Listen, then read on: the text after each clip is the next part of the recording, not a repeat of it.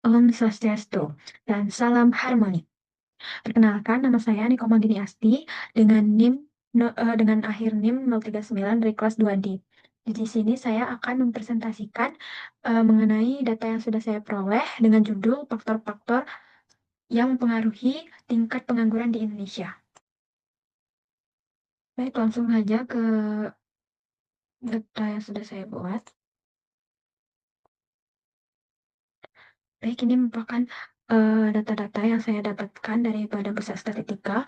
Adapun faktor-faktor yang saya ambil ada 3, yaitu faktor golongan umur, faktor jenis kelamin, dan juga faktor tingkat pendidikan. Nah, di golongan umur itu ada rentang umur 15 sampai 60 ke atas, dan juga dari jenis kelamin ada laki-laki dan perempuan. Dan yang terakhir, data jenis pendidikan itu ada 6, yaitu belum pernah sekolah atau belum tamat dan tamat SD sampai ke universitas. Nah, data-data ini saya peroleh dari Badan Pusat Statistika yang saya akses melalui link berikut.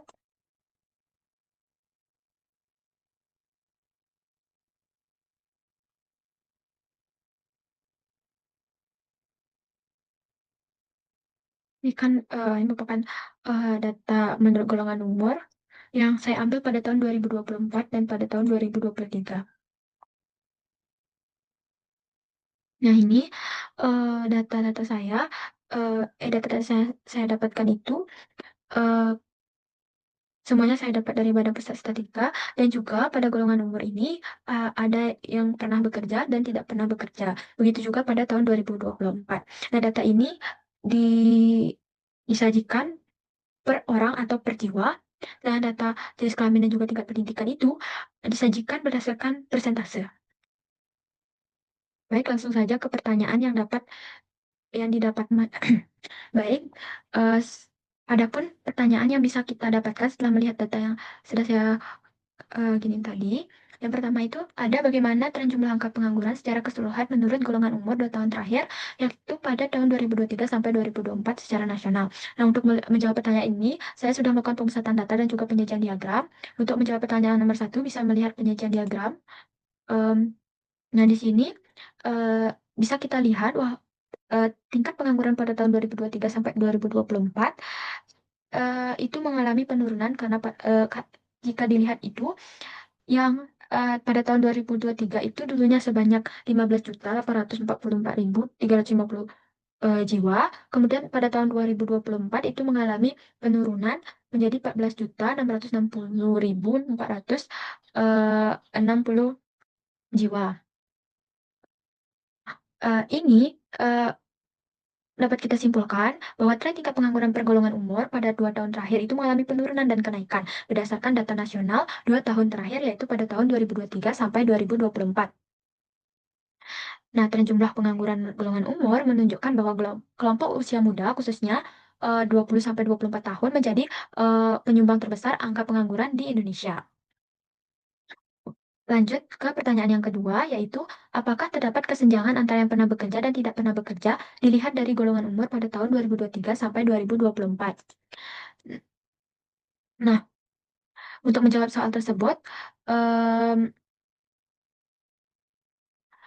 eh, saya sudah untuk menjawab soal tersebut, itu saya sudah membuatkan tabel, yakni tabel 3. Tabel yang ini yaitu tabel tentang kesenjangan jumlah penduduk pengangguran antara yang pernah bekerja dan tidak pernah bekerja. Dan dari tabel tersebut kita dapat bahwa golongan umur eh, tingkat pengangguran berdasarkan golongan umur itu baik yang pernah bekerja dan tidak pernah bekerja, dari hasil perhitungan didapatkan kesenjangannya yaitu 3%.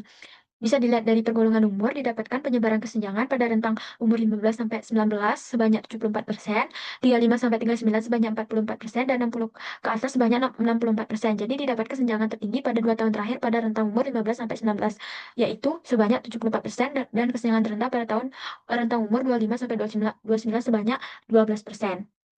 Lanjut ke pertanyaan yang ketiga, yaitu mengenai berapa rentang jumlah penduduk pengangguran secara keseluruhan, baik yang pernah bekerja maupun tidak pernah bekerja pada 2 tahun terakhir, jika sekurang-kurangnya 90% dari total penduduk dengan usia 20 sampai 24.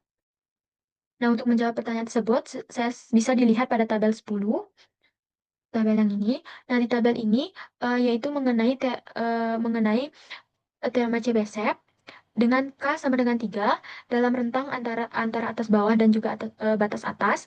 Rentang ini mencakup paling sedikit 89% dari total populasi umur 20 sampai 24 tahun yang termasuk dalam kategori pengangguran, baik yang pernah bekerja maupun yang belum pernah bekerja. Nah, dari data tersebut kita dapat kalikan 2 untuk bisa memperkirakan rentang jumlah pengangguran pada umur 20 sampai 24. Maka jumlah penduduk pengangguran usia 20 sampai 24 tahun selama 2 tahun terakhir diperkirakan berada pada rentang antara 5.013.159 jiwa hingga 5.136.612 orang dengan tingkat kepastian sekurang-kurangnya 89% sesuai dengan penerapan tema CPSF. Lanjut ke pertanyaan yang keempat, yaitu usia manakah yang angka pengangguran selama periode 2023 dan 2024 berada dalam median pada tahun-tahun tersebut secara nasional. Nah, untuk menjawab pertanyaan tersebut, bisa dilihat pada tabel 8.1 dan juga 9.1.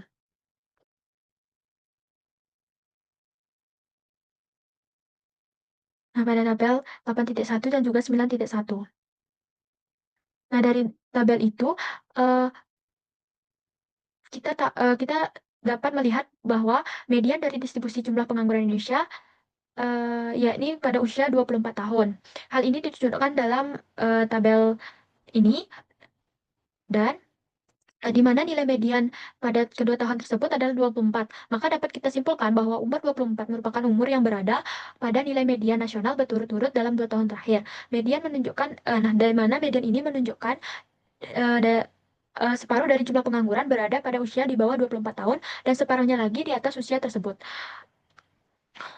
Lanjut ke pertanyaan yang kelima, di mana pertanyaannya adalah berapakah batas angka pengangguran per nasional pada tahun 2023 untuk 25% populasi dengan tingkat pengangguran tertinggi dan 25% populasi dengan tingkat pengangguran terendah. Nah, untuk menjawab soal ini bisa dilihat pada tabel 5,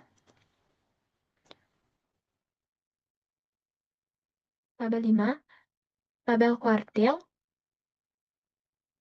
Nah, berdasarkan tabel ini, kita tahu bahwa tahun 2023 batas angka pengangguran untuk 25% dengan tingkat pengangguran terendah berada di bawah angka kuartil pertama, yaitu sebesar 547.461 jiwa. Artinya, seperempat populasi dengan tingkat pengangguran paling rendah memiliki angka pengangguran kurang dari 547.461 jiwa. Sementara itu, batas angka pengangguran untuk 25% populasi dengan tingkat pengangguran tertinggi berada di atas angka kuartil ketiga, yaitu sebesar 2.222.322 jiwa. Dengan demikian, seperempat populasi dengan tingkat pengangguran tertinggi memiliki angka pengangguran lebih dari kuartil ketiga. Kemudian, untuk pertanyaan yang keenam, yaitu mengenai apakah terdapat tingkat pendidikan yang memiliki jumlah penduduk pengangguran yang sangat jauh berbeda dari tingkat pendidikan lainnya pada tahun 2023 dan 2024. Nah, untuk menjawab soal keenam ini, itu bisa dilihat pada tabel 13, tabel tentang pengangguran menurut tingkat pendidikan. Nah, itu bisa kita lihat bahwa mengenai penduduk pengangguran menurut tingkat pendidikan pada tahun 2023 sampai 2024, itu perbedaan yang cukup mencolok pada jumlah pengangguran di masing-masing tingkat pendidikan ada di kelompok diploma 1, 2, 3, dan juga tidak dan belum pernah sekolah atau belum tamat dan tamat SD. Nah, bisa kita lihat bahwa kelompok dengan tingkat pendidikan diploma 1, 2, 3 memiliki jumlah pengangguran yang jauh lebih rendah dibandingkan dengan tingkat pendidikan lainnya, yaitu sebesar 3,81% pada tahun 2023 dan 4,01% pada tahun 2024 dengan total 2 tahun terakhir sebesar 7,82%. Nah, angka ini jauh di bawah kelompok pendidikan lainnya yang rata-rata berada di atas 7% per tahun.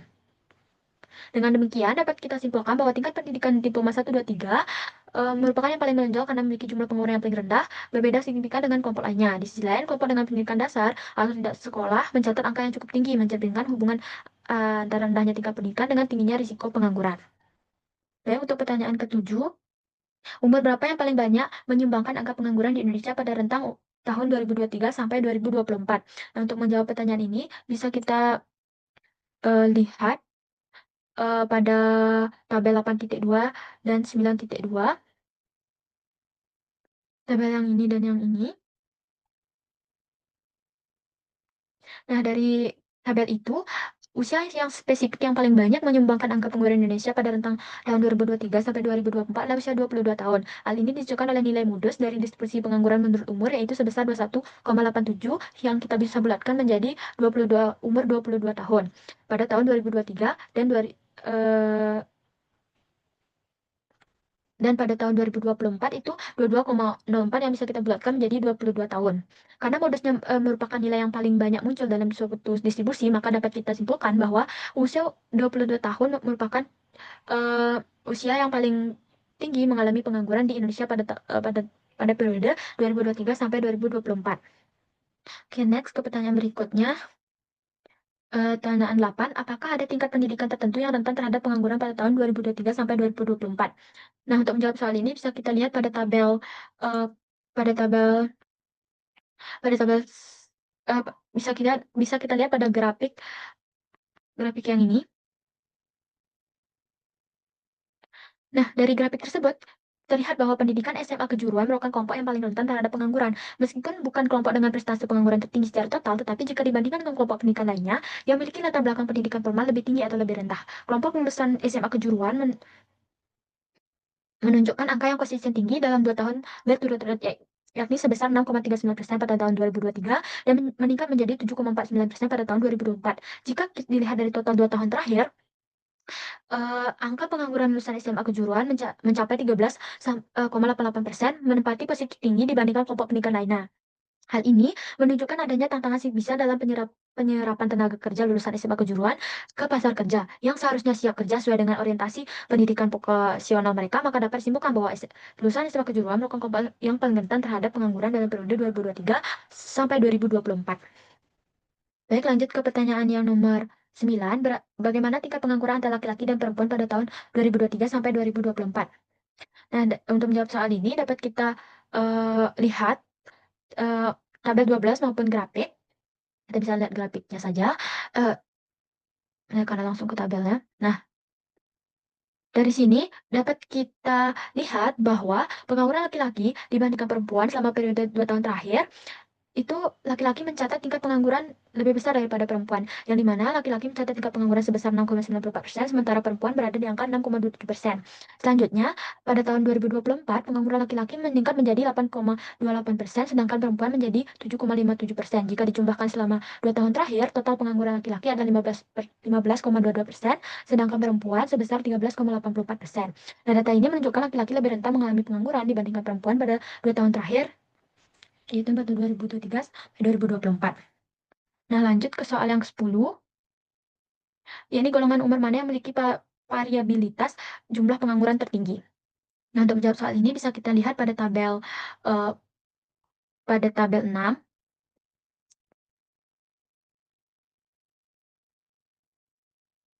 Yakni tabel penyebaran data. Nah, di sini kita bisa lihat bahwa golongan umur yang memiliki variabilitas jumlah pengangguran tertinggi adalah kelompok umur usia 60 tahun ke atas. Hal ini ditunjukkan oleh nilai standar depresi tertinggi, yaitu sebesar bisa kita langsung di tabel, serta nilai parasi tertinggi sebesar. Dengan nilai sebesar itu, berarti jumlah pengangguran pada kelompok usia 60 ke atas memiliki penyebaran atau ketidakteraturan yang paling tinggi dibandingkan dengan kelompok usia lainnya selama 2 tahun terakhir. Baik, lanjut ke pertanyaan kebijakan sosial dan ekonomi dan politik. Nah, ada 2 pertanyaan, yaitu yang pertama, berapakah yang perlu mendapatkan program prioritas pengentasan pengangguran berdasarkan data BPS pada tahun 2023 dan 2024. Nah, berdasarkan data yang sudah saya cantumkan tadi, usia yang perlu mendapat program prioritas pengentasan pengangguran dalam 2 tahun terakhir yaitu usia 22 tahun. Karena yang termasuk dalam kelompok umur 20 sampai 24 tahun, hal ini didukung oleh beberapa indikator penting seperti yang sudah kita lihat tadi, bahwa modus dari data tingkat pengangguran menurut umur itu ada di 22 tahun. Hal ini menunjukkan bahwa 22 tahun itu paling rentan mengalami pengangguran di Indonesia dalam 2 tahun terakhir. Dan pada tabel 6 yakni penyebaran data tadi, kelompok umur 20 sampai 24 tahun mencatat jumlah pengangguran tertinggi selama 2 tahun terakhir dengan nilai maksimum mencapai 5.082.160 jiwa pada tahun 2024. Nah, ini sudah bisa kita simpulkan bahwa umur 22 tahun itu menjadi prioritas pengentasan pengangguran di Indonesia. Lanjut ke pertanyaan selanjutnya, yaitu program apakah yang harus dijalankan untuk menjaga supaya tingkat persentase pengangguran tetap menurun. Nah, ini bisa dalam bentuk berbagai program. Nah, yang pertama itu untuk bisa dilakukan dengan pelatihan kerja dan peningkatan keterampilan, terutama di bidang digital dan teknologi agar para pencari kerja lebih siap menghadapi kebutuhan, lebih siap menghadapi lapangan pekerjaan. Selain itu, penguatan pendidikan vokasi dan magang industri juga penting untuk menjembatani kesenjangan antara dunia pendidikan dan dunia kerja, khususnya bagi lulusan SMK yang cenderung rentan menganggur. Di samping program tersebut, program kewirausahaan untuk anak muda juga harus diprioritaskan melalui inkubasi bisnis, pelatihan wirausaha, dan aksen muda usaha. Selain itu, reformasi kurikulum di tingkat pendidikan menengah dengan membantu dengan menambahkan literasi kerja dan kewirausahaan akan membantu membekali siswa sejak dini dengan pengetahuan dan keterampilan dunia kerja. Dengan menjalankan program-program tersebut secara konsisten dan berkelanjutan, diharapkan tingkat pengangguran di Indonesia dapat terus menurun dari 2 tahun ke tahun. Baik, sekian dari saya. Saya tutup dengan para Mas Santi. Om, Santi Santi Om.